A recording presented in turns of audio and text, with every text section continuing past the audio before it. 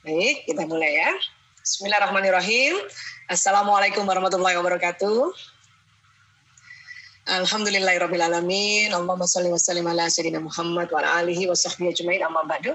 Alhamdulillah, terima kasih. Ini saya mendapat amanah ya untuk membahas tentang seni menegur. Ya, baik. Hanya sebelumnya karena saya biasanya juga perlu menjelaskan dari sisi pendekatan neuroscience. Jadi saya mohon izin Ibu Vidya, saya untuk share screen terlebih dahulu ya.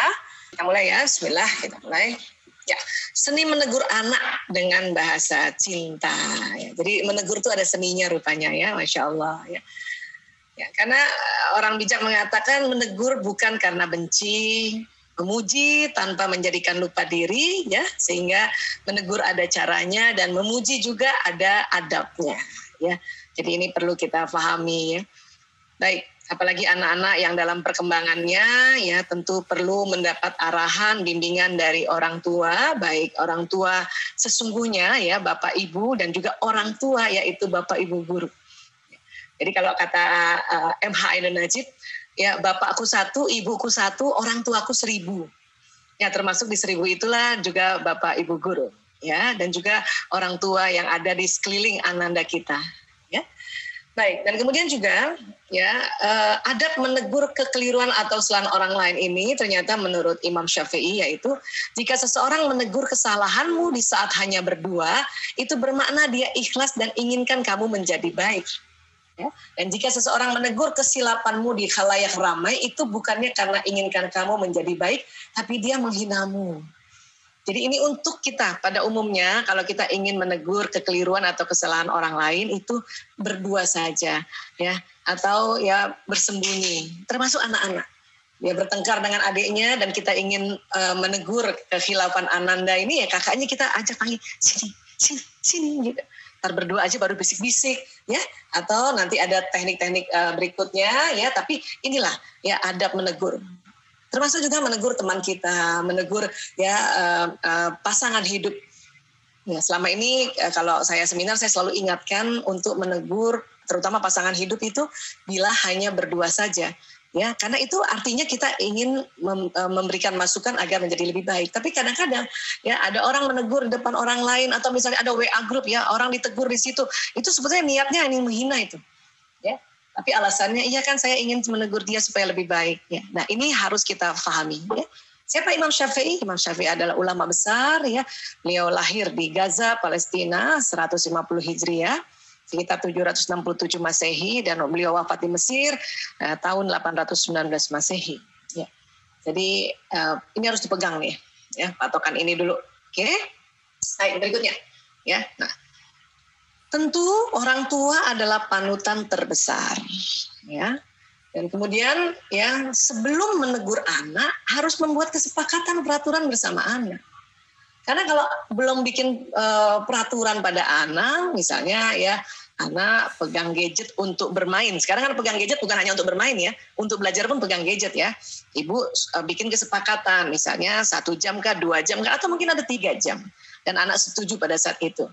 Maka kalau lebih dari kesepakatan, nah baru kita bisa menegur. Banyaknya orang tua juga ini ya belum bikin kesepakatan, udah negur aja terus. Ya. Makanya anak akhirnya juga marah, akhirnya kesal, akhirnya kecewa, akhirnya terluka, ya. Dan itu hati-hati, itu akan membekas memorinya di dalam benak anak-anak kita. Ya. Berikutnya, memberikan nasihat, pujian dan teguran sesuai usia anak, ya, sesuai usia anak. Nah, ini yang harus juga perlu difahami ya. Mungkin hari ini tidak bisa saya jelaskan detail karena panitia memilih menegurnya dengan cara bahasa cinta atau bahasa kasih sayang ya. Mungkin di lain tempat ya ayah bunda bapak ibu juga bisa mencari seminar-seminar tentang bagaimana caranya yang sesuai usia anak ya. Baik. Kemudian apa lagi ya? Ini buatlah anak tersentuh bukan tersinggung. Ya. Termasuk juga ini pada pasangan hidup nih.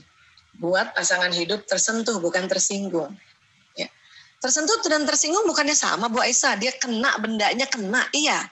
Tapi tersentuh itu kenanya lembut, kalau tersinggung kenanya tergoncang, terlalu keras. Makanya bisa pecah kalau kalau kenanya terlalu keras, itulah tersinggung. Ya, pecah apa ya? Pecah emosinya, ya, pecah pikirannya, pecah perasaannya, ya. Dan hati-hati nanti pecah jiwanya. Ya, nah ini prinsip-prinsip juga di dalam cara menegur atau seni menegur. Ya. Dikatakan seni karena memang ini ya berseni dia itu. Ya. Bahkan kadang-kadang kita udah belajar juga, tapi juga pada saat kita juga kesel, kadang ya untuk beberapa saat lupa lagi cara-caranya. Ya. Tapi paling tidak tadi pegang prinsip adabnya adalah kalau kita ingin menegur kesilapan, kekhilafan, kekeliruan, kesalahan, kalau berdua saja atau bersembunyi istilahnya. Oke, itu pegang baik-baik itu. Ya. Next, oke, ya. Jadi dalam seni menegur anak dan muji anak, tentu supaya menjadi seni yang lebih asik lagi, ya. Tentu kita diminta bersikap lembut pada mereka. Ya, ini jelas ini. Ini Allah minta kita. Ya, di surat Ali Imran 159 nanti kita lihat ya. Kemudian apa lagi? Kalau memberikan teguran, instruksinya jelas. Ya, hindari merepet kalau orang Jakarta bilang, atau kalau di Tuban ngomongnya gitu nggak merepet. Apalagi ibu-ibu tuh. Jadi anak-anak nggak jelas apa sih yang ditegur. Ya, misalnya ditegur taruh handuk, tapi kita merepet kemana-mana. Ya, nah ini yang nanti anak nggak jelas maunya apa. Ya. Dan kemudian memang ya berulang kali saya sering sekali di seminar-seminar itu untuk belajarlah bahwa memang anak laki-laki dan anak perempuan berbeda. Ini banyak sekali seminar-seminar tentang hal ini ya. Jadi beda memberikan teguran pada anak laki dan anak perempuan berbeda. Ya, oke. Nah, melihat pahami juga beda watak anak-anak. Ya, kadang-kadang kita suruh anak ya untuk melipat selimut sangat rapi, misalnya ya ujung ketemu ujung. Padahal anak ini bukan watak yang sempurna, bukan watak hasrat sempurna. Dia hasratnya malah hasrat yang gembira. Ya, dia tidak bisa detil. Ada anak-anak yang memang tidak bisa detil. Udah bagus dilipat itu, walaupun diuel-uel ya, itu udah bagus. Jangankan anak, mungkin bapaknya juga begitu. Ya, habis sholat sarungnya ya dilipat-lipat ya. Dia bilang udah dilipat, padahal itu diuel-uel, ya kan gitu. Ya, nah, jadi pahami watak anak. Sudah dilipat aja sudah syukur. Ya, dan kemudian apalagi pahami juga bagaimana bahasa cinta masing-masing anak. Ya, hari ini karena panitia meminta judulnya tentang bahasa cinta, mungkin saya akan lebih tekankan pada prinsip yang bahasa cinta. Ya, nah inilah bersikap lembut kita diminta oleh Allah bersikap lembut di Quran surat Ali Imran ayat 159 ya Allah. Bismillahirrahmanirrahim. Fabima rahmatin minallah lintalahum. Walau kunta fazan ghalizal qalbi lan faddu min haulika. Ya, maka disebabkan rahmat dari Allah lah kamu berlaku lemah lembut terhadap mereka. Sekiranya kamu bersikap keras lagi berhati kasar, tentulah mereka menjauhkan diri dari sekelilingmu. Sampai sini dulu nih. Ya. Saya sejak tahun 98 mengurus anak-anak korban narkoba. Ya, tahun-tahun terakhir mengurus anak-anak korban LGBT. Ketahuilah salah satu faktornya adalah karena orang tua bersikap keras dan berhati kasar. Sekali lagi saya katakan orang tua. Artinya orang tua bisa ayah ibunya, bisa juga bapak ibu gurunya. Ya, bisa juga kakek neneknya, bisa juga tante-tantenya, bisa juga kakak-kakaknya misalnya kayak gitu. Ya. Nah, kalau kita keras dan kasar dia menjauh. Kalau tegas apa Bu Aisyah? Tegas itu kan bisa lembut kan? Ya, kalau keras dan kasar itu udah jelas. Ada kebencian di situ pada saat kita menghardiknya atau menegurnya. Nah kalau menjauh, ini bahaya. Anak-anak yang kena narkoba karena dia menjauh dari orang tuanya, didapat oleh bandar narkoba, sudah ditawari narkoba sebagai ya salah satu solusi. Ya, anak-anak juga LGBT juga begitu, anak-anak tawuran, anak-anak pornografi, porno aksi dan sebagainya. Ya. Apalagi sekarang, kalau sekarang ya kita kan disuruh di rumah semua nih. Kemudian kalau kita keras dan kasar orang tuanya ya atau ayah bundanya keras dan kasar di rumah, maka anak menjauh. Ya, nah, kalau menjauh dia pergi terus keluar, itu lagi ya virus COVID itu menanti-nanti, ya kan? Nah, Bu Aisyah sih sudah lembut, tapi tuh anak itu kayaknya nggak mau dengar. Ini sering banget ibu-ibu ngomong kayak gitu. Ya. Maka di sini Allah sampaikan, fa'fu anhum wastaghfir lahum. Ya, karena itu maafkanlah mereka, mohonkan ampun bagi mereka. Ibu kalau sudah lembut ngomong sama anak, ayo nak kerjakan pekerjaanmu, tetapi anak masih ya songong kalau orang Jakarta bilang itu, ya sudah dalam hati bilang, ya Allah, saya maafkan anakku ini, ya Allah, sebut namanya. Karena anaknya banyak kan Bu, nggak cuma satu kan, sebut namanya, ya Allah, saya maafkan anakku ini, ya Allah, ya Fulan bin Fulan, Fulanah binti Fulan, sebut juga nama bapaknya, ya, karena dia menyambung itu, tersambung dia punya ya nasabnya itu, ya.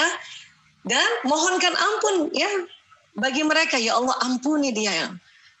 Buat teman-teman yang sudah berkali-kali saya ingatkan surat Ali Imran, dipakai ini. Karena pada saat kita bilang, ya Allah saya maafkan anakku dan ampuni dia ya Allah, maka rahmat Allah turun pada anak itu juga. Selain turun pada orang tuanya. Oke? Baru tuh, wasyawirhum fil amri, bermusyawarahlah dengan mereka dalam urusan itu.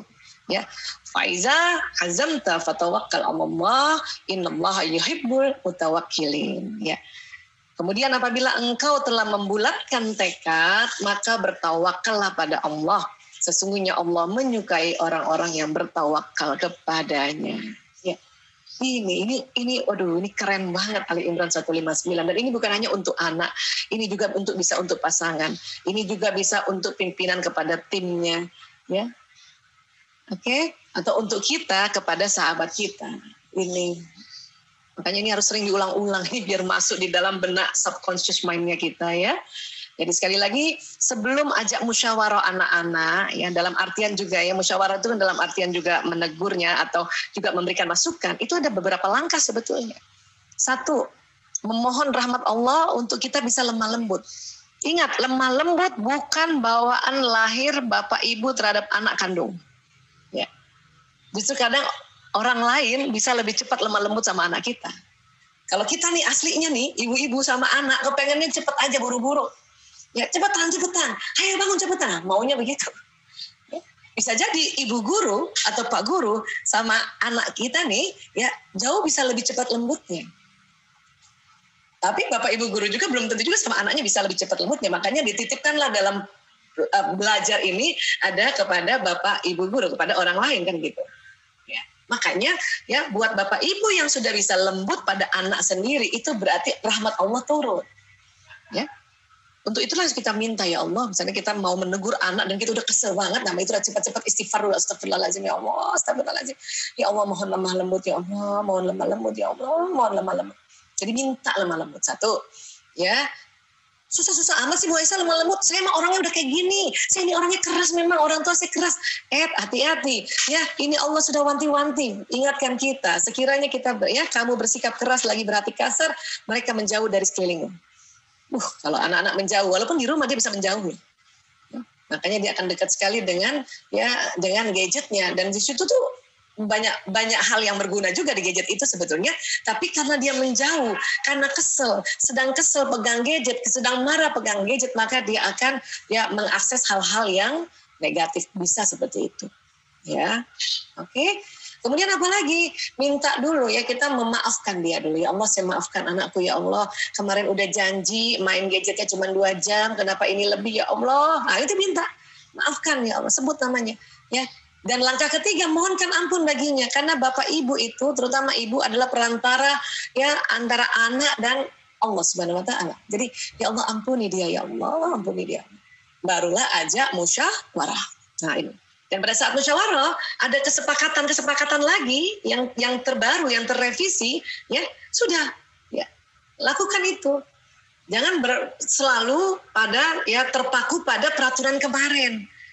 Karena bisa jadi anak memberikan masukan pada kita bahwa kalau main 2 jam Bun, itu baru separoh, ini belum tuntas selesai, oke tambahlah setengah jam misalnya gitu.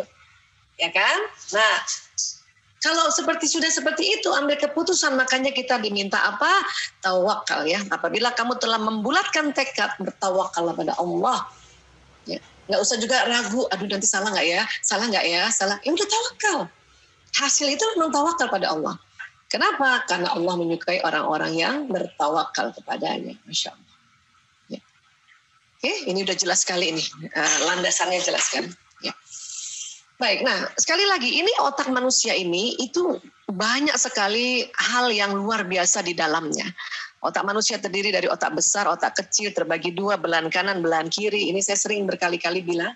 Kenapa saya suka sekali menjelaskan sesuatu berdasarkan pendekatan neuroscience? Karena luar biasa, ya. Program-program, fitur-fitur yang ada di dalam otak manusia, itu Allah desain luar biasa, Masya Allah. Dan kita berharap supaya kita bisa kenal dengan beberapa program, karena hari ini kan nggak bisa semuanya tuntas ya, beberapa program yang ada di otak manusia, maka kita bisa dengan bijaksana, dengan lemah lembut tadi, ya, itulah berseninya, ya. Baik, ya, ini dia ya, Masya Allah, ini otak besar, ini otak kecil, ya. Bapak Ibu Guru, Ayah Bunda, ini Allah mendesain otak manusia ini digulung, bagaikan kabel digulung nih. Kenapa? Karena ini ya kabel-kabel di dalam otak manusia itu panjang sekali, ya, panjang sekali. Mau tahu panjangnya seberapa? Kata ahli anatomi, kalau kabel-kabel di otak manusia Allah desain lurus panjang, itu bisa sepanjang Jakarta, Bali, lewat Tuban. Panjang banget. Pulang pergi, ya Allah. Untung digulung sedemikian rupa. Dan dalam satu gulungan ini bukan satu kabel, ini jutaan kabel di sini. Puluhan juta kabel di sini. Nah ini yang perlu kita mulai pelan-pelan. Oh iya ya, otak ini luar biasa. Makanya mengapa pendekatan parenting ini kalau sudah mulai pelan-pelan tahu tentang otak, makanya ada istilahnya neuroparenting. Ya, pola pengasuhan berdasarkan kerja otak itu jauh lebih membuat kita bijaksana. Ya. Baik, nah dari otak keluar sistem saraf. Kemana Bu Aisyah? Ke tulang belakang. Ini serabut-serabut saraf yang berkumpul. Seluruh tulang belakang. Ya. Ini sering disebut sumsum tulang. Nah, dari tulang belakang keluar juga kabel-kabel saraf ke seluruh tubuh. Ya, jalan ke seluruh tubuh. Ke ujung jari kaki, tangan, kemudian juga seluruh ya organ-organ di dalaman, ya, sistem pernafasan, kardiovaskuler, pencernaan, ya, sistem urin, sistem reproduksi dan sebagainya. Ya, kurang lebih kayak gini. Ya, nah, sistem saraf ini kerjanya kayak kabel listrik. Ini analoginya nih, tapi memang begitu. Jadi di dalam sistem saraf ini kerja listrik. Dia jalan listrik di dalam saraf ini. Oke? Nah, kenapa tadi Bu Aisyah bilang harus belajar tentang otak pria wanita, harus belajar juga watak. Ya, ada juga harusnya belajarnya bakat, itu juga lebih lengkap lagi ya. Harus belajar juga tentang bahasa kasih mereka, bahasa cinta mereka. Harus belajar juga gaya belajarnya mereka itu. Kenapa? Karena tadi yang saya sebutkan semua itu programnya ada di otak. Dan program ini akan jalan di badan lewat sistem saraf tadi. Ya. Seorang anak yang wataknya ekstrovert misalnya, watak itu ada di sekitar lobus parietalis. Ekstrovert itu adalah watak yang hasrat gembira dan mengatur, dia ada dua. Dan ciri khasnya dia selalu ya ingin keluar rumah, ingin ketemu orang baru. Kok bisa begitu? Karena watak yang di otak kasih pesan ke bawah gitu. Keluar, ketemu orang baru. Makanya ini badan kepengen banget ketemu orang baru. Disinilah anak-anak yang wataknya ekstrovert ini sudah mulai bosan dengan pelajaran PJJ yang berlangsung lama. Kenapa? Karena watak ekstrovert memang lebih kuat atau lebih power kalau dia belajar dan bekerja dalam tim atau bersama temannya. Ya. Tapi kalau introvert, karena di otaknya bilang ya, kamu lebih enak belajar sendiri, lebih power kamu belajar sendiri. Maka dia bilang di sini, belajar sendiri. Nah, anak-anak introvert ini yang menyenangi pelajaran jarak jauh seperti ini. Karena memang ada program di otaknya, ada perintah di otaknya. Seperti itu. Dan ini banyak sekali fitur-fitur atau program-program yang Allah ya buat di dalam otak manusia, di dalam otak setiap orang, setiap anak. Dan nanti dia termanifest atau dia terlihat dalam bentuk perilaku karena pesan ini jalan. Bu Aisyah, tapi kan kalau kita ajarkan dia, kasih dia peraturan-peraturan, ajarkan tentang ilmu, ajarkan tentang disiplin, segala macam ini gitu ya. Itu di mana letaknya nanti Bu Aisyah? Itu di otak yang depan. Masuknya lewat mana? Masuk lewat telinga, lewat mata, ya, lewat sentuhan, lewat pengecapan, lewat mulut juga, lewat penghiduan juga masuk dia, lewat sistem saraf juga masuk ke otak bagian depan. Nah, kalau buang sampah di tempat sampah ya nak, diajarkan kan, anak itu dengar kan, maka pesan itu jalan, masuk dia di depan ini lobus frontalis. Bagus lagi, dia melihat orang tuanya selalu kasih contoh ya bahwa kalau buang sampah ke tempat sampah, maka pesan yang dilihat ditangkap oleh kedua mata anak, pesan itu juga jalan dan membawa pesan itu masuk ke dalam lobus frontalis. Seperti itu. Ya. Itulah makanya dalam pendidikan itu bukan hanya kita nyuruh dia terus atau memberikan instruksi terus lewat telinganya, tapi anak harus melihat. Ya. Udah waktunya pegang gadget, udah sini simpan semua gadgetnya sama bunda, misalnya gitu ya. Tapi anaknya masih lihat bundanya juga pegang gadget. Itu nyebelin loh. Kalau bunda bikin peraturan gadget kumpul juga gadgetnya. Biar sama-sama ngerasa. Dan sama-sama akhirnya karena semuanya nggak ada gadget, akhirnya bisa berinteraksi sama-sama. Gitu dong. Oke, kenapa? Karena itu tadi. Ya, orang tua panutan atau role modeling pada anak. Ya, jadi kita nggak boleh asal ngomong. Ini dia harus lihat gitu. Ayo sholat. Anaknya udah siap-siap sholat, ibunya masih pegang gadget. Itu pesan yang masuk di telinga akan hilang, akan terdelete dengan pesan yang ditangkap oleh mata. Ya, apalagi kalau anak itu gaya belajarnya adalah visual. Kalau dia anak belajarnya gaya belajarnya auditori, sistem saraf telinganya memang lebih kuat. Kita kasih tahu, bisa kasih pendengaran, ya kita kasih input lewat telinganya, dia bisa cepat. Tapi kalau dia gayanya adalah visual, waduh, matanya lebih kuat itu, mendelete. Oke, dia simpan itu nanti gadgetnya sama bundanya, tapi kejengkelannya luar biasa. Makanya bunda, ayah atau bunda lah ya, pokoknya terutama bunda ya, kalau memang mau bikin peraturan dan malam, ya sudah sama-sama juga tidak pegang gadget. Kalau bisa kayak gitu, baru anak mau rela juga. Oke? Begitu dong. Ya, sip. Nah, memberikan label pada anak akan membentuk citra diri pada anak. Kamu nih pemalas nih, kamu penakut ini, ya pembohong. Pokoknya pakai awalan P. Nah, itu kita menyerang pelakunya itu. Ya. Mungkin dia malas perilakunya. Ya, kok kamu malas nak? Nah, itu mungkin masih bisa. Tapi kalau pemalas itu berarti yang diserang pelakunya. Dan kalau kita bilang kamu pemalas, anak ngomong berkali-kali. Dia dengar lewat telinganya, dia lihat mata ibunya dengan waktu bilang pemalas, ibunya berang, ya, dan dia ulang-ulang. Itulah makanya membentuk citra diri pada anak. Kita label dia, hati-hati, ya. Susah banget Bu Aisyah, itu anak susah banget. Udah saya kasih tahu main gadgetnya cuma segini aja. Ibu bilang terus susah banget, susah betul loh Bu. Kan dia nggak dengar Bu Aisyah, siapa bilang? Dia dengar. Gimana caranya kan dia nggak ada, bisa. Lewat apa? Omongan ibu, ya, pikiran ibu, perasaan ibu, itu dibawa oleh vibrasi gelombang energi dan dia sampai.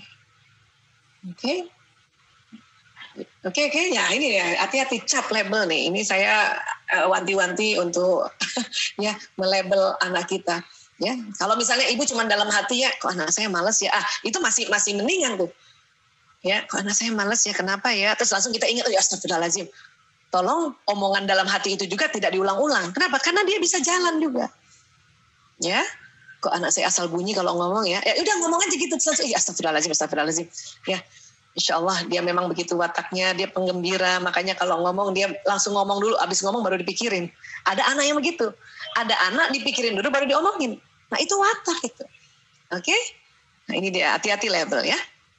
Baik, kemudian ada konsep namanya teguran 1 menit.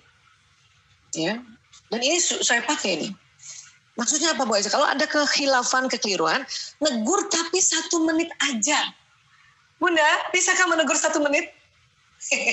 Biasanya kita panjang kalau negur. Dan biasanya juga ya yang lalu-lalu kita ulang lagi terus. Hati-hati, masuk di telinga anak, masuk ke dalam otak anak, kemudian pesan itu jalan ke sistem saraf anak, maka anak akan terus melakukan kesalahan tersebut. Ya, belum lagi telinganya, dia lihat ibunya juga berang mukanya, ya kayaknya penuh kebencian pada dia. Hati-hati. Dia akan membentuk sebuah memori. Ya, kenapa begitu Bu Aisyah? Karena di dalam otak juga ada otak emosi. Semua pesan yang masuk di telinga, di mata, dirasakan lewat mulut, badan itu akan masuk. Ya, dia lewati dulu otak emosi, baru terekam di situ. Ya, maka akan membentuk sebuah rekaman. Sering ada istilahnya sekarang inner child. Ya, memori inner child, masa kecil. Dan anak pada masa kecil, ya otak bijaksananya belum nyala, belum on. Critical faktornya belum on. Sehingga kalau ibunya bilang, ya kamu nih selalu bantah mama, maka dia akan selalu bantah mama. Dia masuk memorinya di situ. Ya. Belum bisa anak-anak, oh bapakku itu, ibuku itu kalau lagi marah kayak gitu, itu sebetulnya dia sayang sama aku. Belum bisa. Belum bisa. Otak bijaksana, otak depan ilmunya ini belum banyak. Ya kalau kita segede gini baru tuh. Ingat-ingat lagi masa lalu, oh ibuku cubit aku itu karena waktu itu aku nakal. Sekarang baru mikir. Tapi waktu kecil, ya semua informasi yang dari telinga, apa yang dia lihat lewat mata juga, itu terekam. Dan itu bahaya. Itu membentuk memori. Apa yang terjadi? Bikin pembentuk citra diri. Dan akhirnya anak yang tadinya sebetulnya berpotensi untuk pintar, untuk cerdas, ya, nah itu jadi ya memorinya terlalu banyak lukanya, terlalu banyak ya kesedihannya, terlalu banyak pengabaiannya oleh orang tua. Ya, kok sebentar banget Bu Aisyah 1 menit? Ini 1 menit juga dibagi Bunda. Setengah menit menegur perilaku ya, dan setengah menit memuji perilaku sebelumnya. Oke? Hari ini ibu janjian kan sudah bilang sama anak kalau main game saya 2 jam aja misalnya gitu. Oke, terus udah 2 jam lebih dia belum juga menyerahkan gadgetnya pada ibunya karena mungkin satu terlalu asik bisa juga, kedua permainan itu dia belum selesaikan. Oke, dia belum selesaikan. Ya, karena anak juga harus diajarkan bagaimana menyelesaikan sebuah problem walaupun itu dalam permainan. Dia belum selesai problemnya, belum selesai dia bagaimana menyelesaikan problemnya dan kita marahin, maka itulah akan menjadi anak yang setiap ada masalah dia nggak bisa selesaikan problemnya. Terus kita tegurnya udah panjang lebar. Harusnya tegur aja setengah menit. Ya, nah, ya kan janji mainnya sudah 2 jam, udah jam segini ya, tegur setengah menit aja itu. Ya, kalau setengah menit lagi memuji perilaku yang sebelumnya. Karena kemarin kamu cuma 2 jam, ya sudah serahkan ke bunda, serahkan ke ibu, serahkan ke Ubi. Habis itu beri kesempatan anak untuk jawab dulu. Iya bun sebentar. Ini aku sebentar lagi aku minta waktu 1 menit misalnya gitu. Aku minta waktu 10 menit misalnya gitu ya. Untuk selesaikan ini ada problem bun misalnya. Atau ini ada masalah nih. Aku belum selesai mainan aku. Oh oke. 10 menit ya. Udah kasih ya. Nah, gitu caranya. Anak belajar problem solving itu dari permainan. Masa dari kehidupan yang nyata kan nggak mungkin. Apalagi sekarang lagi pandemi, mana boleh kita keluar. Ya, dulu mungkin problem solving itu bisa dilakukan kalau anak berantem di sekolah, gitu kan. Kemudian gurunya, ya, ayo, siapa yang tadi duluan? Kenapa ini? Ayo apa? Itu bisa. Sekarang gimana? Ya, makanya lewat permainan. Permainan itu kan banyak strategi. Harus bikin gini, harus begini. Kamu kalau bisa loncat ke sini, berarti kamu ya 3 kali loncat nggak sanggup. Oh, yang ke-4 kali loncat. Ya, permainan banyak itu. Kalau perlu dampingi mainnya. Main apa dong? Ibu ajarin dong, bunda ajarin dong. Kan gitu. Ya, jadi sekali lagi, ya ini juga sudah diriset oleh para ahli. Kalau menegur itu 1 menit. Setengah menit menegur perilakunya saat itu. Setengah menit adalah memuji perilaku sebelumnya. Supaya anak apa? Supaya anak merasa, oh iya ya, saya sebetulnya anak baik. Hanya hari ini karena situasi kondisi, maka saya ya agak lalai sedikit. Misalnya gitu. Ya. Oke, nah ini saya kasih dulu jeda supaya masuk nih teguran 1 menit ini. Oke. Baik, kemudian kita harus juga kenal dia punya watak, dia punya bakat. Ya, ini jelas sekali dalam Quran Al-Isra ayat 84. Bismillahirrahmanirrahim. Kul kullu ya'malu ala syakilatihi farabbukum a'lamu biman huwa ahda sabila. Katakanlah wahai Muhammad, setiap orang berbuat sesuai dengan pembawaannya masing-masing, maka Tuhanmu lebih mengetahui siapa yang lebih benar jalannya. Ya. Kadang kita merasa ya watak kita si ibu ini lebih bagus daripada watak anak-anaknya. Ya, itu nggak boleh begitu. Karena di sini ya Allah berfirman, maka Tuhanmu lebih mengetahui siapa yang lebih benar jalannya.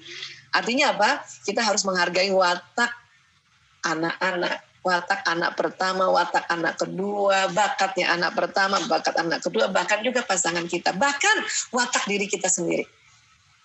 Banyak di antara kita suka mengeluh tentang watak kita. Harusnya saya jangan kayak gini dong wataknya, enaknya kayak dia. Nah itu hati-hati.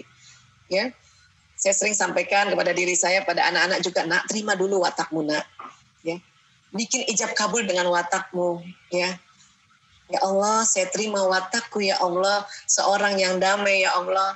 Hasrat yang damai dengan segala kekuatan dan kelemahannya. Ya.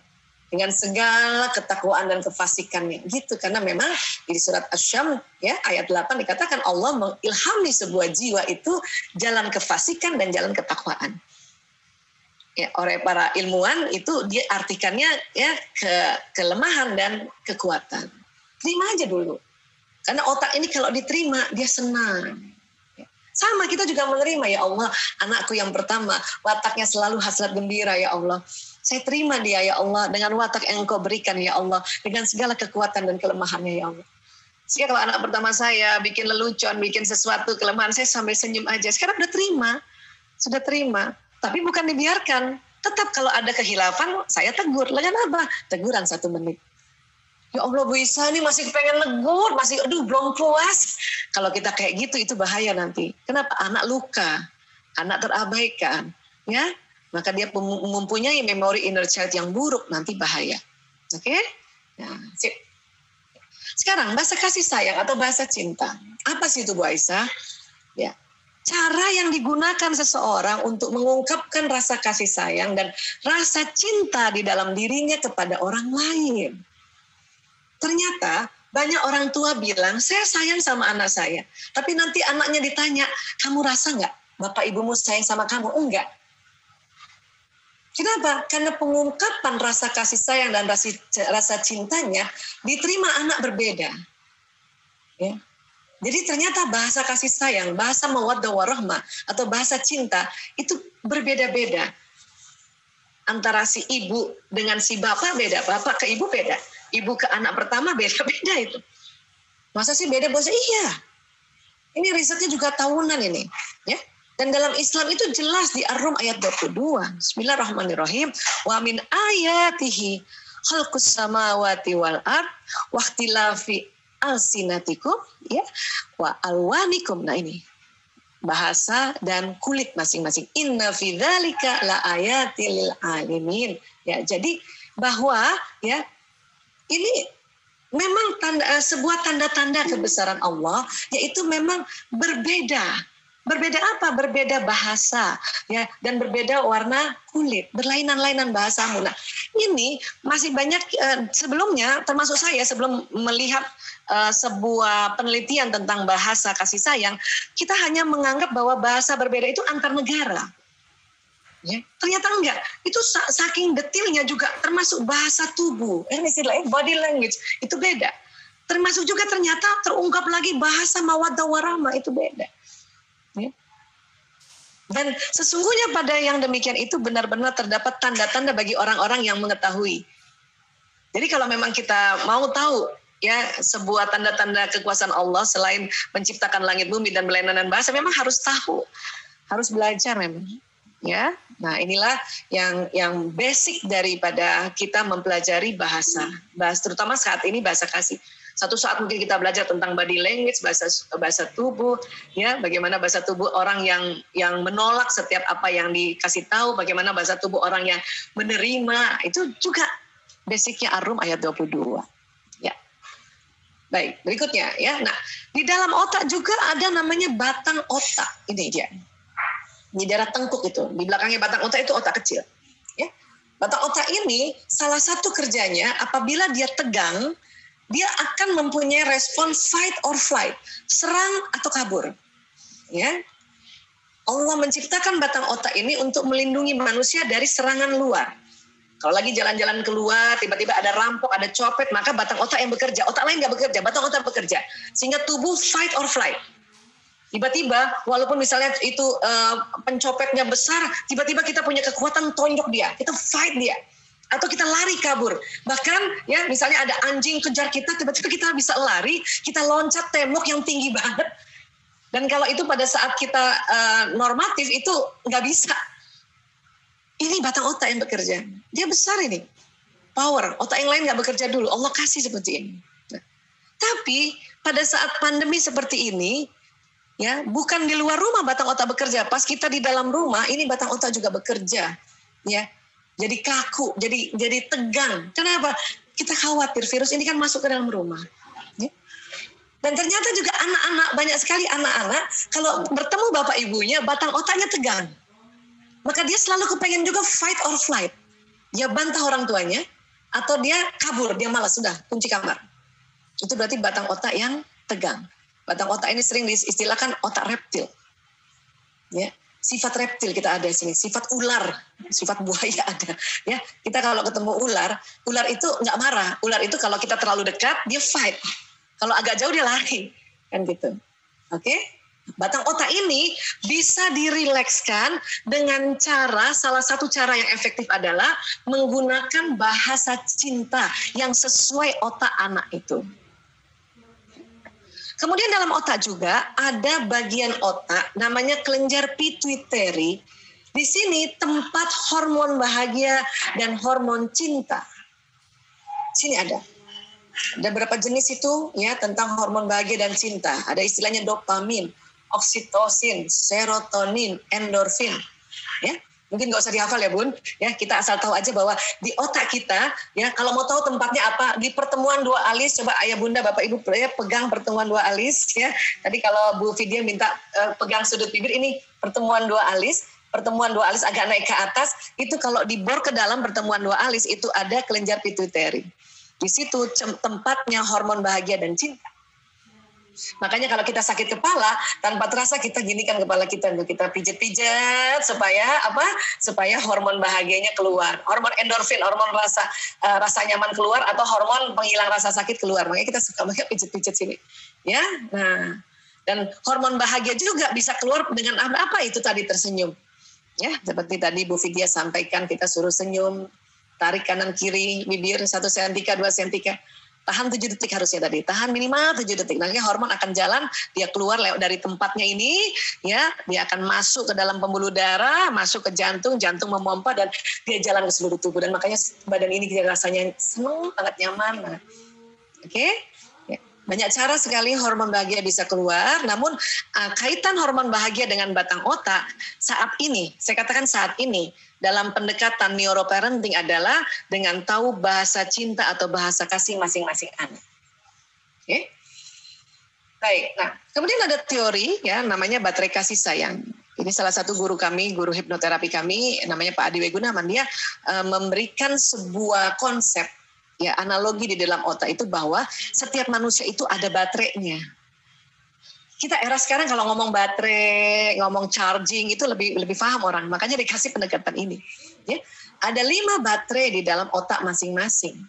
Ya, tadi kan kita tahu ya badan kita ini jalan listrik ya, makanya sumbernya disebutnya baterai misalnya. Ya. Dikatakan bahwa rasa aman seseorang berbanding lurus dengan isi baterai kasihnya. Jadi kalau anak kita ya bersama bapak ibunya dan bapak ibunya ya senantiasa ya memperhatikan isi baterai ini dengan cara mencharge-nya, maka dia aman tinggal sama bapak ibunya. Pandemi gini aman, nggak cepet-cepet pengen keluar rumah. Kenapa? Aduh, ibu saya nggak bisa jadi guru, pengen cepet-cepet sekolah nih dibuka. Itu berarti dia nggak aman kan? Ya, bahkan bisa jadi aman dan nyaman harusnya, ya kan? Dengan kita bisa charging dia baterainya dia ini, ya kan? Nah. Inilah yang mengapa kita minta ya untuk mengenali apa sih baterai ini. Ya. Dan kemudian sifat baterai kasih harus diisi setiap hari. Tapi ingat, baterai juga bukan diisinya 24 jam ya. Kalau 24 jam nanti dia menggembung, malah meledak sendiri ya. Pokoknya secukupnya memang. Ya. Oh Isa, saya nggak bisa setiap hari isi baterai kasih anak saya. Ya oke, minimal 3 hari seminggu. Waduh Bu Aisyah, anak saya boarding school. Ya mudah-mudahan yang namanya orang tua sekali lagi bukan ayah atau ibu ya. Bapak ibu guru juga orang tua.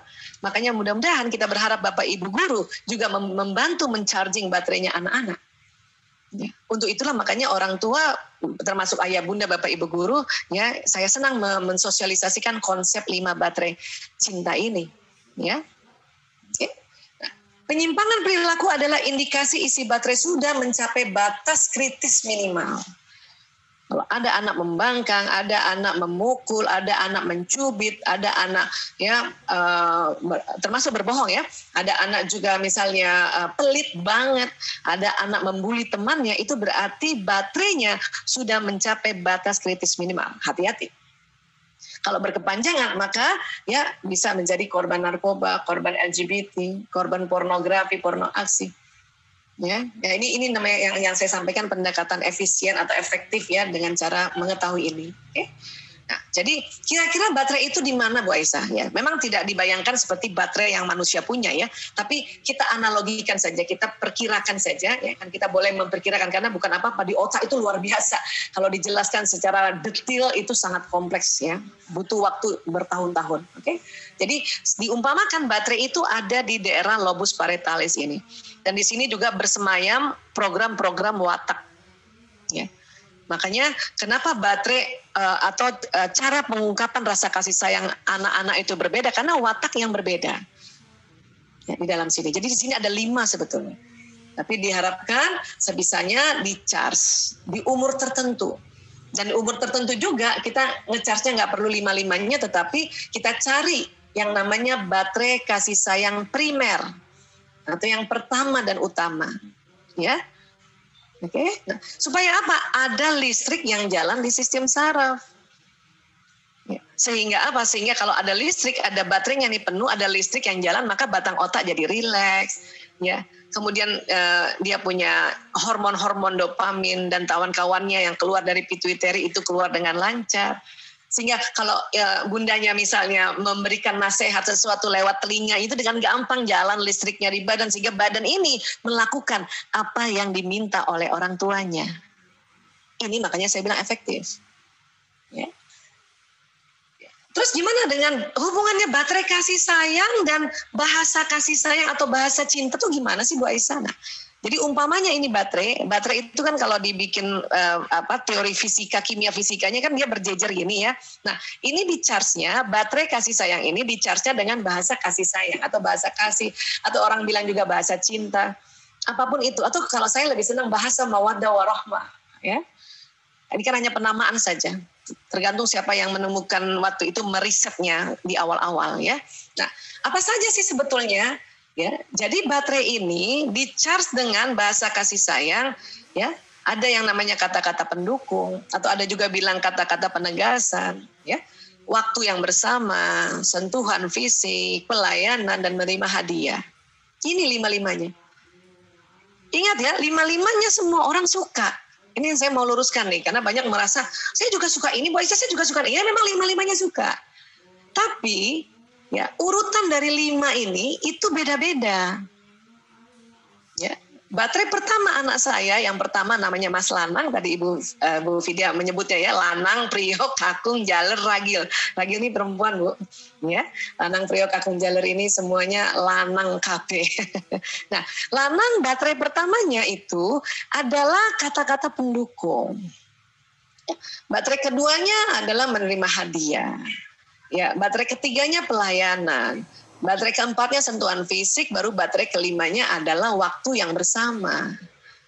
Ya, nah ini harus kita paham. Nanti anak kedua apa lagi nih? Misalnya Prio, Mas Prio, baterai pertamanya adalah pelayanan, baterai keduanya waktu, ya.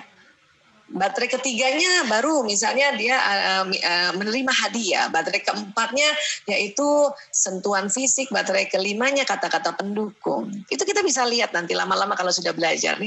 Hari ini saya juga lihat sahabat-sahabat saya dari MT1, MT2. Karena sering belajar insya Allah udah mulai bisa tuh. Bukan lagi hanya tahu baterai pertama kedua, udah sampai kelima bisa tahu nanti. Ya, oke. Nah ini, jadi karena baterainya memang 5-5-nya sama ada, tetapi karena urutannya berbeda, maka strategi untuk menchargernya juga berbeda. Ya.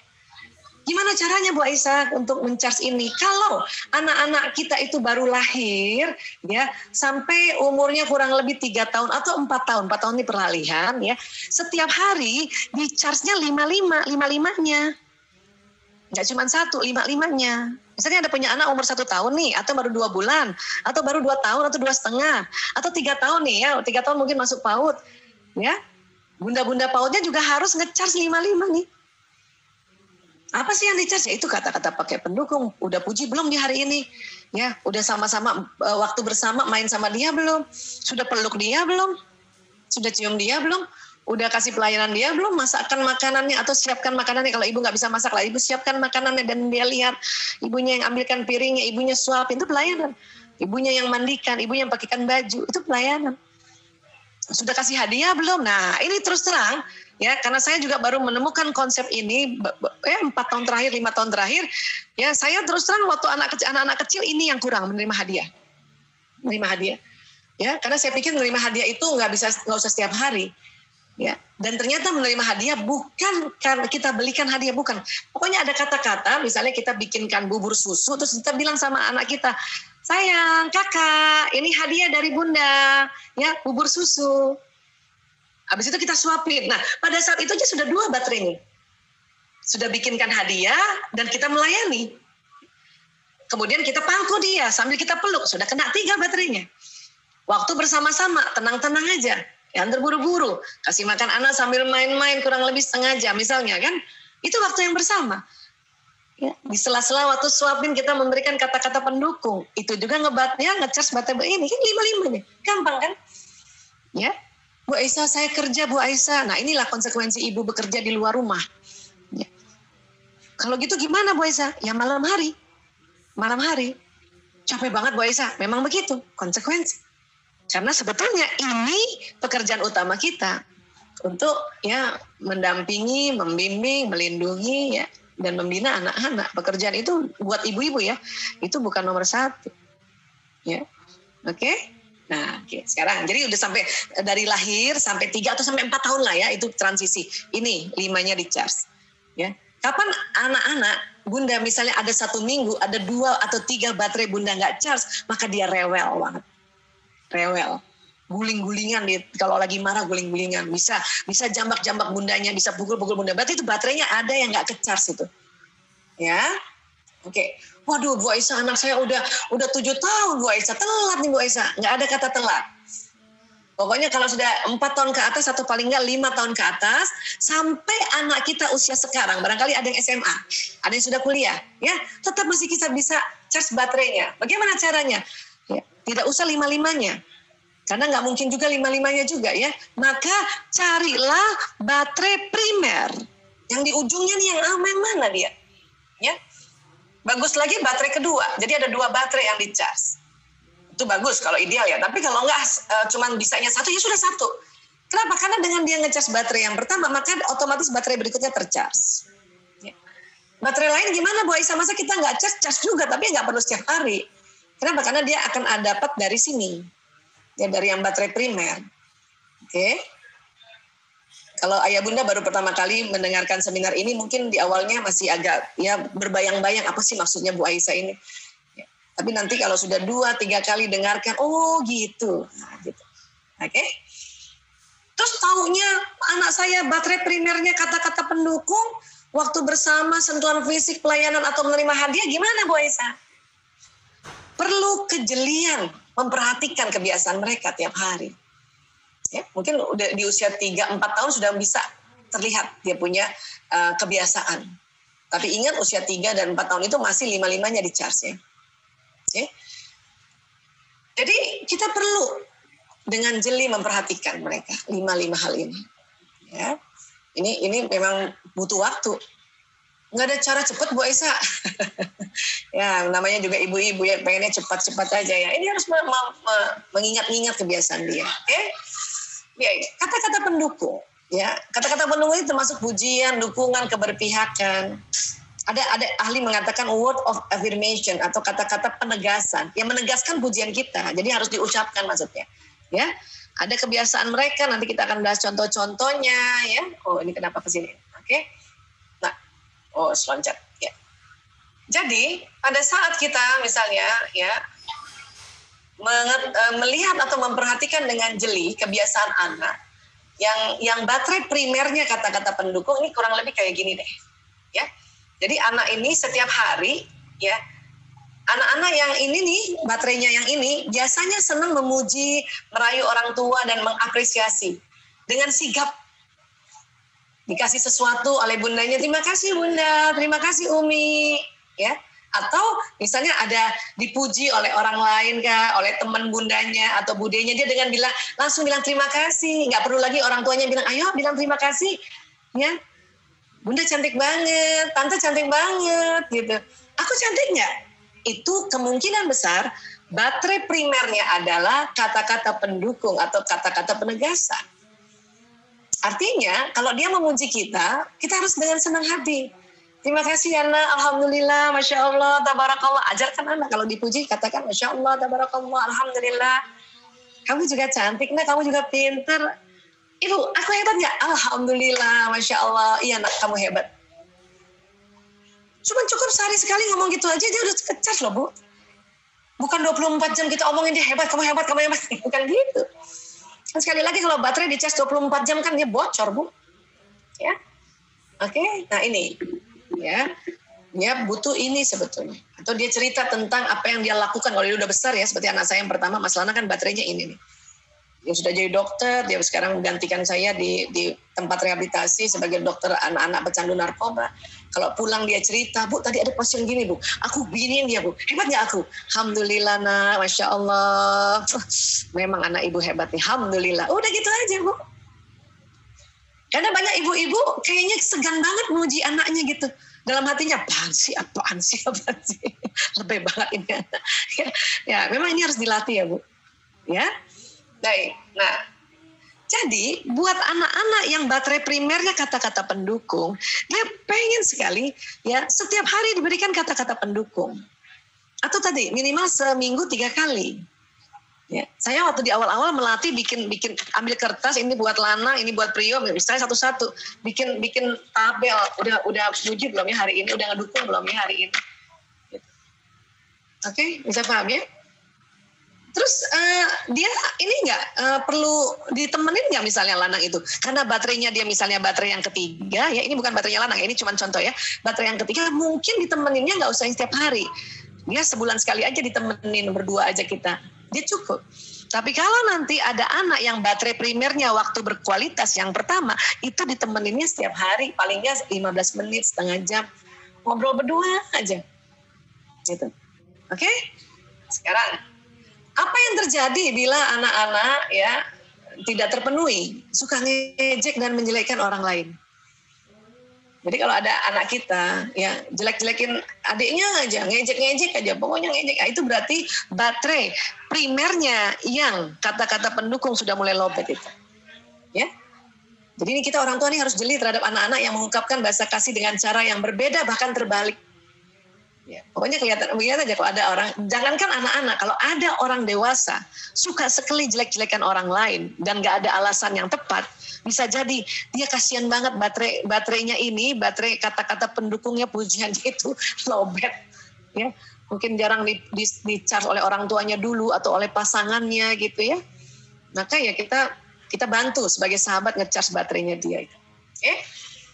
Apakah dibiarkan Bu Aisyah? Ada orang mengejek, ya bukan nggak dibiarkan juga, kan kita tadi menegurnya, menasehatinya, menegur kalau kita sambil bersembunyi hanya pada dengan orang itu aja, itu jatuhnya nasihat. Tetap kita nasihati dia. Tapi caranya adalah ya orang tua perlu memberitahukan bahwa mengejek dan menjelekkan orang lain itu tidak baik. Namun ya menyampaikan nasihat tersebut dengan terlebih dahulu memberikan pujian ya, memberikan kata-kata pendukung pada anak ini. Ya, panggil dia berdua sini. Saya lagi ngejek adiknya udah kesel marah. Panggil kakaknya, sini kak, sini. Kalau anak-anak ya, terutama kalau anak laki-laki ya, kalau masih kecil-kecil, terus ibunya kayak laki-laki kan seneng banget kayak sesuatu tuh kayak informan atau kayak misteri gitu kan ya, kayak detektif kan, laki-laki seneng kayak gitu. Sini kak, sini. Apapun sini. Ya, baru kita ingatkan bahwa menjelekkan itu nggak baik, tapi kita puji dulu dia. Ya, Adi, ibu sayang sama kamu anak laki-laki yang baik. Ibu senang kalau kamu menyayangi adik ya. Ibu sedih kalau kamu ngejek adik ya. Oke, gitu. Jadi dia dipuji dulu, isi dulu baterainya, baru kita kasih nasihat. Itu baru mempan nanti. Tapi apa yang terjadi pada kita, karena kita kesel kakaknya ngejek adiknya, dan kita ternyata kepengen ceritanya mau menasihati, mau ngajarkan anak bahwa mengejek itu nggak baik, tapi dengan kemarahan kita. Andi ngejek adiknya terus saja ya. Nah, ibu ngomong kayak gitu lagi. Sudah lari tegur depan adiknya. Oh, itu terasa seperti apa? Ya, seperti menghina kan? Kedua, terus kita ngomong gitu ya, ngejek adik terus. Ingat masuk di telinga. Makanya dia akan ngejek adik terus. Ya, ketiga, baterai dia kosong, Bu. Makanya dia ngejek adiknya. Makanya harusnya kita cas dulu baterainya, baru ajarkan. Seperti itu. Oke? Nah, ini nih kita mulai latihan kayak gini nih, Masya Allah. Oke. Sekarang yang sentuhan fisik. Apa aja sih Bu Aisyah? Apapun yang menunjukkan rasa kasihnya dengan sentuhan. Ya. Kita nanti lihat kebiasaannya dan sebagainya ya. Ya. Biasanya anak-anak dengan kebutuhan seperti ini menunjukkannya dengan sering memeluk, mencium, mencolek orang tua, kakak atau adik atau keluarga lainnya.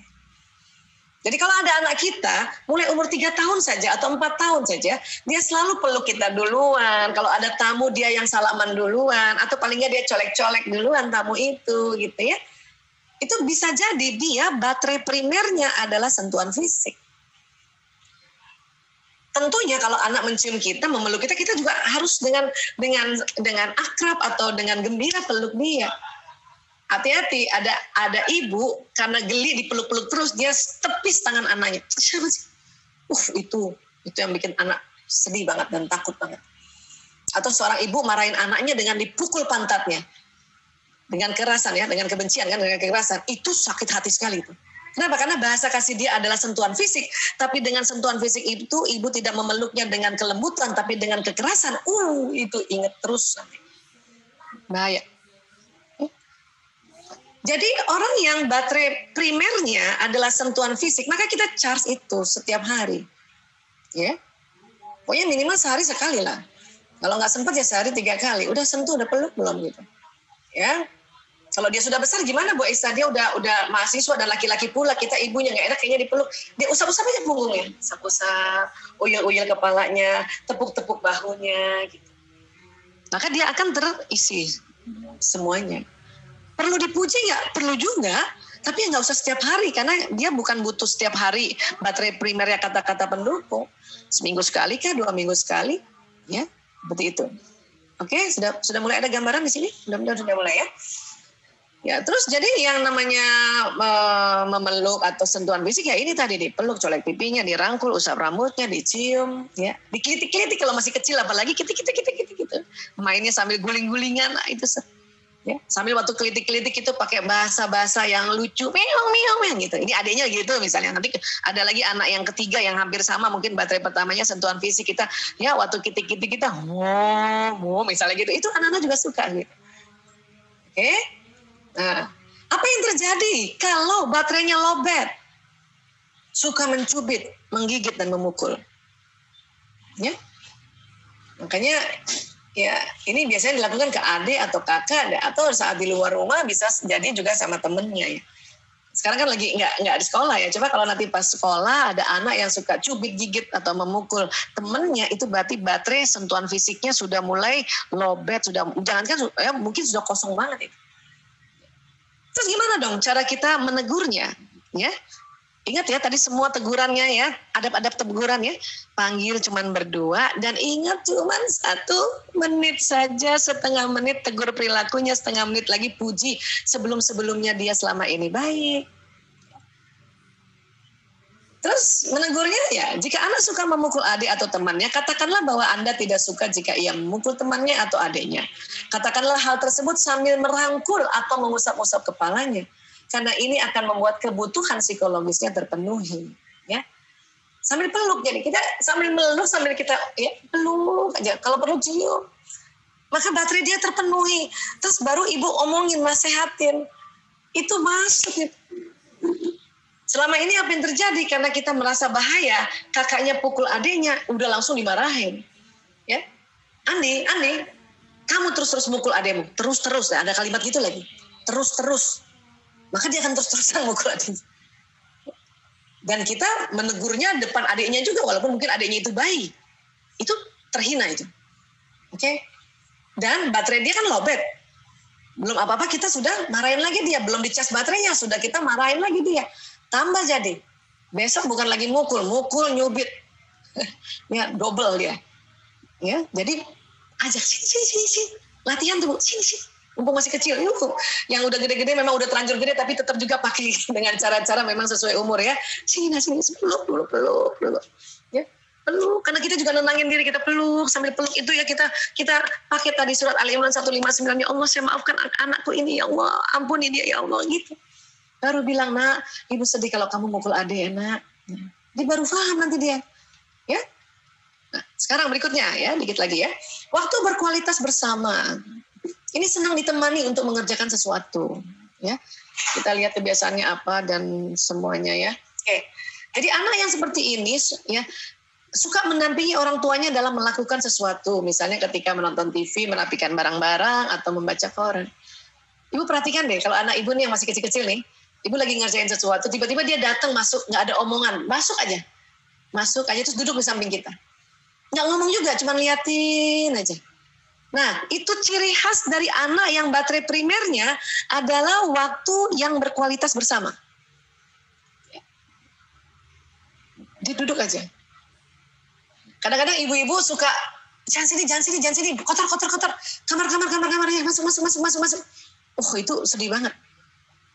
Ya. Mending kita tegur, hai nak. Iya, temenin ibu ya. Baru dia ngomongnya lama banget. Iya. Ngomongnya gitu lama banget. Iya, makasih ya nak, temenin ibu. Oh, udah gitu. Ya. Jadi orang yang baterai primernya waktu berkualitas itu perlu setiap hari minimal banget 15 menit sama-sama. Ya. Minimal banget. Oke? Maka baterainya tercharger. Ya. Terus kalau baterainya kosong apa? Senang menyendiri, ngambekan. Diajak ngapa-ngapain nggak mau. Padahal harusnya dia kepengen kan sebenarnya jalan, cuman nggak mau. Ini dia flight. Batang otaknya tegang, dia flight. Kalau watak yang lain tadi fight, banyakan fightnya. Ini flight. Kunci kamar sendiri. Wah, ini bahaya nih. Kalau kita nggak tahu, tiba-tiba dia bentur-benturin kepala di tembok, atau ambil pisau, atau serem, nauzubillah min dzalik. Ya? Ini berarti baterainya sudah lama nggak di-charge ini. Ibunya nggak pernah duduk sama-sama 15 menit, ya. Ngobrol-ngobrol, atau paling nggak ngobrol-ngobrol cuma usap-usap ke belakangnya aja gitu ya. Atau misalnya ada yang sudah besar, anak-anak sudah besar ya, nemenin ibunya kayak anak saya yang ketiga ini kan baterai pertamanya adalah waktu berkualitas ya. Saya lagi ngetik bikin modul di laptop, dia duduk di samping aja, cuma duduk ngeliatin, paling saya, Mas Kako ya, dia diam aja tuh. Asik, makasih ya temenin ibu, udah. Kadang-kadang udah 15 menit nggak ngomong, jalan sendiri lagi ke kamarnya. Ya, nah itulah. Nggak usah juga heran dalam hati kita, oh iya dia sedang nge-charge baterainya. Ya, bukan saya yang datengin ke kamarnya, dia yang datangin saya. Udah. Ya, nggak usah kita hina, nggak usah kita suruh keluar, nggak usah suruh macam-macam. Ya. Nah, kalau sudah kayak gini, gimana cara nasehatinnya, Bu Aisyah? Cara menegurnya, ya, yaitu ya luangkan waktu dengan anak sambil menemaninya beberapa menit dulu. Kalau anak lagi ngambek gini, ibu datang nih, duduk di sampingnya. Ya. Tapi jangan cuma 3 menit, Bu. Ya 15 menit juga. Kenapa? Karena ibu cuma 3 menit. Ya terus ibu paksa-paksa dia, kenapa sih? Ayo dong ngomong, Itu nggak suka dia. Tambah ngambek. Udah duduk aja, ibu diam duduk. Kenapa? Bayar, tebus tuh. Yang harusnya kemarin nemenin dia, kemarin ibu nggak nemenin, duduk di situ. Duduk aja, diam. Ya, mulai di situ sebagai ibu ya kita berzikir dalam benak kita ini, dalam kolbu kita, dan kita ya Allah saya maafkan anakku ini ya Allah, pakai Ali Imran tadi 159, ya Allah ampuni dia ya Allah, dalam hati itu ngomong. Nanti menit ke-15 anak baru percaya bahwa oh ibunya mau menemani dia, ya baru tuh nanti dia juga ngomongnya gini, Bunda ngapain di sini, nemenin kamu. Diem dia, nggak bisa ngomong langsung dia. Ya, di benaknya dia gembira, walaupun dia juga nggak tahu mau ngomong apa, karena biasanya anak-anak yang baterai primernya adalah waktu yang berkualitas bersama adalah watak-watak yang pemikir, yang lebih banyak mikir daripada ngomongnya. Ya udah duduknya aja. Kalau dia sedih baru udah 15 menit udah tanya, ya Andi sedih ya? Iya. Andi sedih sama ibu atau sama siapa? Nah, kita tanya-tanya kan gitu. Andi kesel sama ibu, iya. Terus ibu pergi terus, nah misalnya kayak gitu kan. Oh, ibu minta maaf ya nak. Udah langsung aja minta maaf, gak usah banyak lagi alasan. Ibu pergi itu karena ibu harus kerja nak, harus menopang ekonomi rumah tangga, nggak usah. Memang kita yang salah, minta maaf. Ibu minta maaf ya nak. Ibu minta maaf. Selama ini kita juga udah minta maaf, tapi kalimatnya keliru. Maafin ibu ya nak. Ada beberapa teman tanya, apa bedanya Bu Aisyah? Saya minta maaf, ya ibu minta maaf atau maafin ibu? Ya. Itu adalah ilmu tata bahasa, ilmu program-program linguistik. Ya, disebutnya ada ilmu yang namanya konsep semantik gitu. Kalau kan ibu yang salah, ya ibu minta maaf, bilang ibu minta maaf ya nak. Tapi kalau maafin ibu ya nak, kita maksa dia maafin kita. Itu lagi kita sering kebalik. Ya. Wah, ini harus latihan dong Bu Aisyah omongannya. Emang betul. Kita harus melatih semuanya ini. Oke? Nah, pelayanan. Pelayanan itu apa maksudnya? Senang melayani dan dilayani. Anak-anak yang baterai primernya pelayanan itu anak yang sigap. Ya. Itu anak yang senang membantu kakak dan adik serta orang tuanya. Sigap banget. Aku aja yang ambilin Bu. Aku aja yang bantuin Bu. Ya, suatu kecil ya misalnya ya. Sigap membantu dia. Bahkan ya senang bila orang tuanya melayani dan membantunya tanpa diminta. Nah kita juga harus jeli apa yang dia suka ya. Oh dia senang misalnya dibuatkan es susu misalnya jam 10 pagi, maka sebelum dia minta siapin. Kalau perlu dia lihat emang ibunya siapkan. Ya es susu buat kakak. Itu baterainya kecas. Atau seorang anak lagi betulin misalnya sepedanya sendiri, tiba-tiba ayahnya juga ikut bantu, ya itu seneng banget. Ya. Mungkin kita tanya, perlu bantuan nak? Nggak usah ya. Tapi walaupun anak itu bilang nggak usah, dia tahu bahwa ayahnya mau bantu, itu kecas baterainya. Tapi banyak orang tua pas anaknya ngerjain sendiri, apa kata orang tua? Biarin dia sendiri, biarin dia mandiri. Nggak gitu. Itu bikin luka anak, ya. Kan kita mau ajarin mandiri, Bu Aisyah, iya, tapi bukan begitu caranya. Perhatikan kalau anak ini baterai primernya adalah memang pelayanan, tanya dulu. Ya, tawarkan bantuan. Nanti kalau emang dia bisa sendiri, dia bilang kok nggak usah ya, aku bisa sendiri. Oh, sip, mantap. Ya, nah ini banyak juga nih yang perlu tambahan-tambahan kita belajar. Ya, dikit lagi ya. Nah, ini dia.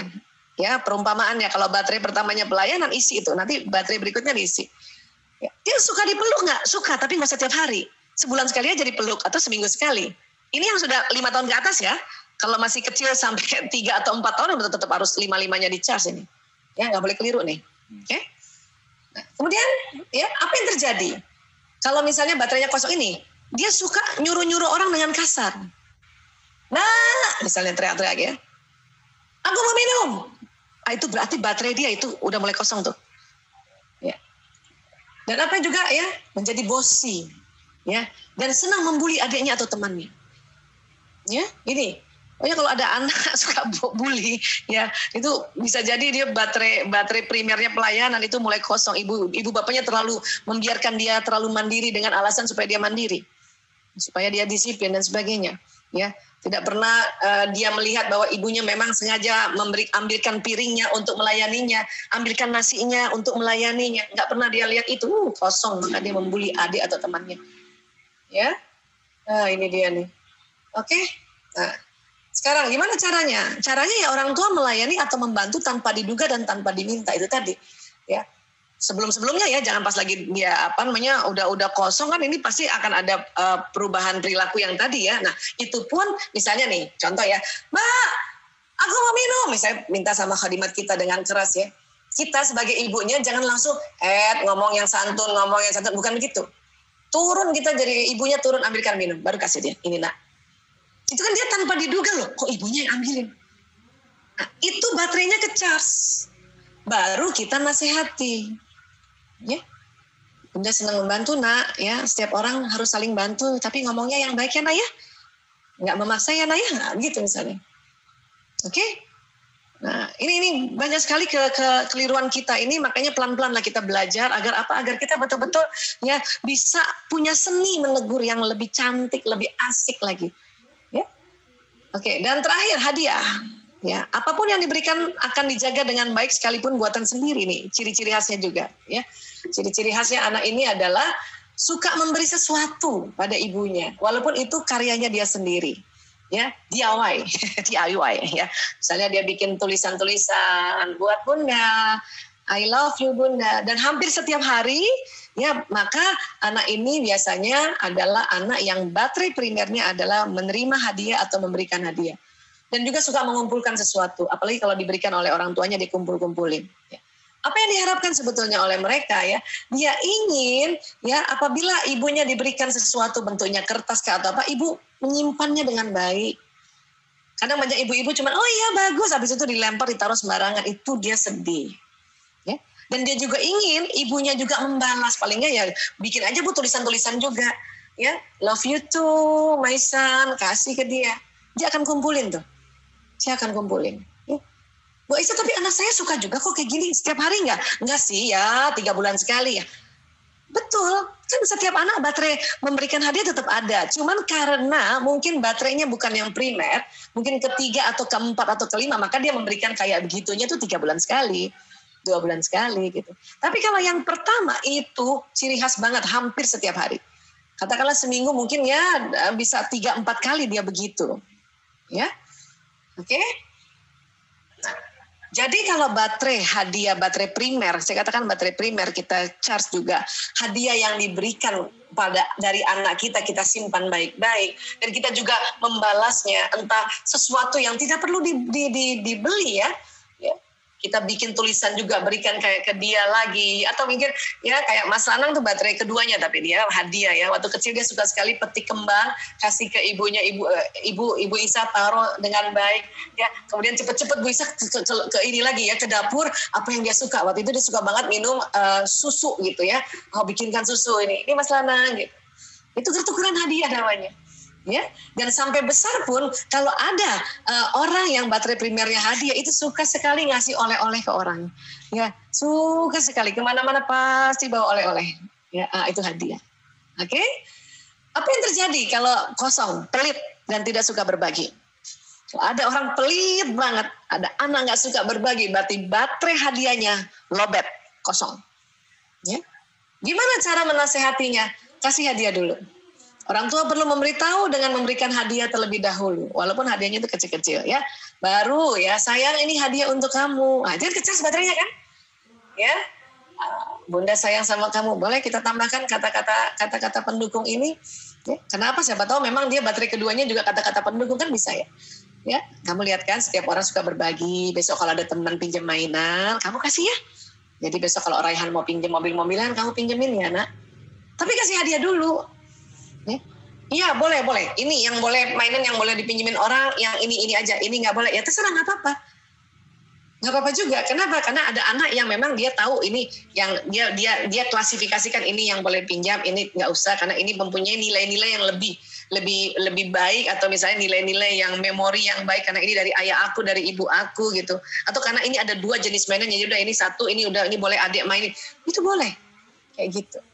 Tapi sekali lagi memberikan tahu pada anak ini dengan memberikan hadiah terlebih dahulu. Ya, disinilah seni menegur anak dengan bahasa cinta.